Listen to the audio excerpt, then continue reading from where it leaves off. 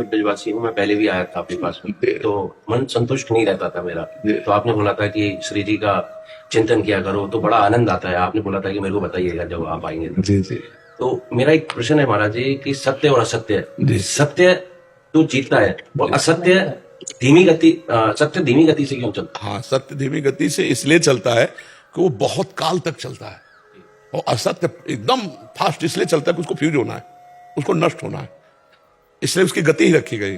धीमी गति से चलेगा और क्रम बाई क्रम उन्नति को प्राप्त होता चला जाएगा, वो उसकी उन्नति स्थायी होगी। और जो असत्य होगा फटाफट उन्नति को प्राप्त होगा, क्योंकि उसका नाश होना है, उसका पतन होना है। सिद्धांत है, बल्ब जो अपनी औकात भर जलेगा ना, वो फ्यूज नहीं होगा, औकात से ज्यादा होगा तो फ्यूज हो जाएगा। हाँ, ये सिस्टम है, ये सिस्टम है। तो अधर्मी पुरुष पापाचरण करने वाला, उसके जो पुण्य है उसके फटाफट पुण्य नष्ट कराए जाते हैं, क्योंकि उसको दंड देना है।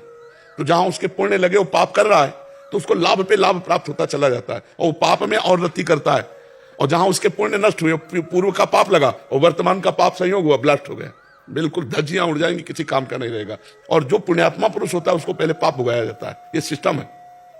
जैसे महाराज इंद्र बहुत पुण्यात्मा थे, तो उनको पहले पाप का दंड मिला, गिरगिट बन गए, इसके बाद दिव्य लोकों की प्राप्ति हुई। तो पापात्मा पुरुष को पुण्य भुगाया जाता है, क्योंकि जल्दी पुण्य नष्ट होता है उसको दंड दिया जाएगा ना, नहीं तो पुण्य बाधा पहुंचा देगा दंड देने में। और जो पुण्यात्मा पुरुष होता है उसके सुख में बाधा पहुंचाने वाला पाप कर्म जमा है, तो उसको पाप कर्म का हिसाब दे दिया जाता है, क्योंकि उसे महान सुख देना है, तो ये पाप कर्म बाधा ना पहुंचाए। तो जब वो पुण्य करता है तो पाप कर्म उसके बार बार विक्षेप पहुंचाता है, बार बार उसको नीचा दिखाता है, और वो पापात्मा वो बार बार पुण्य उसको उत्थान में ले जाता है। तो इसी क्रम को आध्यात्मिक भाव से न जानने के कारण लोग पाप का अनुसरण करने लगते हैं। तो ये बात समझनी चाहिए कि पुण्यात्मा पुरुष का पाप कर्म जल्दी नष्ट करने के कारण जब वो पुण्य कर्म सही करेगा तो उसके साथ पाप कर्म भेज दिया जाएगा, क्योंकि पाप कर्म उसका नष्ट हो जाए, जिससे पूर्व का पुण्य और वर्तमान का पुण्य दोनों मिलकर वो महासुखी हो जाएगा।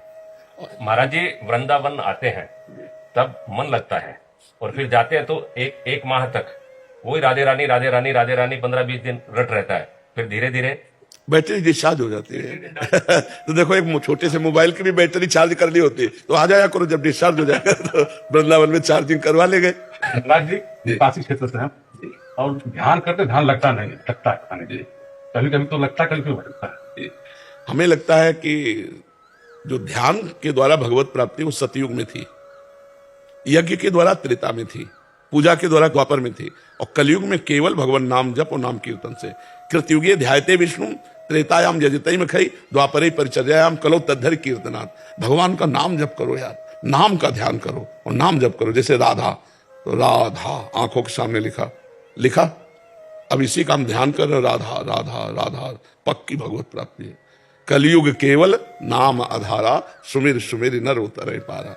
और इसी का ध्यान करोगे, फिर इस जगह जब रूप आएगा तो स्वाभाविक ध्यान होने लगेगा। नाम जप करते हैं तो फिर ये गुरु मंत्र पहले लेना पड़ेगा या हम निरंतर इसको जप? अब जब हम राधा कह रहे हैं तो ये मंत्र नहीं है क्या, तो परा विद्या है, मान लो ना। गुरु मंत्र का मतलब काने में देने से थोड़ी होता है, जिस संत की जो बात हम मान ली गुरु मंत्र हो गया। अरे राधा राधा और राधा कृष्ण दोनों का सेम बात है। हाँ, अरे वो एक ही है, रसो या परमानंद एक युद्धा सदा। राधा वही कृष्ण राधा बने, राधा ही कृष्ण, कृष्ण ही राधा है, कोई अंतर है नहीं।